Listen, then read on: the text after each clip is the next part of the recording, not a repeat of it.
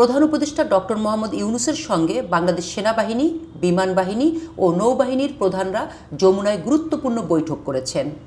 আইনশৃঙ্খলা বাহিনীর এক দায়িত্বশীল কর্মকর্তা জানান, বৈঠক শেষে তারা একসঙ্গে যমুনা ত্যাগ করেন। প্রধান উপদেষ্টা কার্যালয়ের একটি সূত্র ঢাকা প্রেসকে নিশ্চিত করেছে যে ডক্টর ইউনূস এবং সেনাপ্রধান জেনারেল ওয়াকারুজ্জামান, বিমান বাহিনীর প্রধান, নৌবাহিনীর প্রধান অ্যাডমিরাল এম নাজমুল আহসান এবং বিমান বাহিনীর প্রধান air chief marshal Hasan Mahmud খানের মধ্যে এই বৈঠক সন্ধ্যায় শুরু হয়। নাম প্রকাশ না করার শর্তে এক কর্মকর্তা জানান, এটি প্রধান উপদেষ্টা আহ্বান করেননি। 3 বাহিনীর প্রধানরাই নিজেরা আলোচনার জন্য প্রধান উপদেষ্টার কাছে গিয়েছিলেন। তিনি বলেন, প্রধান উপদেষ্টার সঙ্গে 3 বাহিনীর প্রধানের বেশ আগে থেকেই একটি বৈঠকের শিডিউল ঠিক করা ছিল।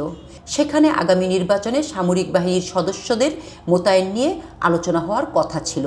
তবে এই মিটিংয়ে কী বিষয়ে এবং কী আলোচনা হবে সে সম্পর্কে তার কোনো ধারণা নেই বলে জানান ওই কর্মকর্তা। এই বৈঠকটি এমন এক সময় হচ্ছে যখন নির্বাচন কমিশন আগামী বছরের ফেব্রুয়ারি মাসের প্রথমার্ধে ত্রয়োদশ জাতীয় সংসদ নির্বাচন অনুষ্ঠানের প্রস্তুতি নিচ্ছে।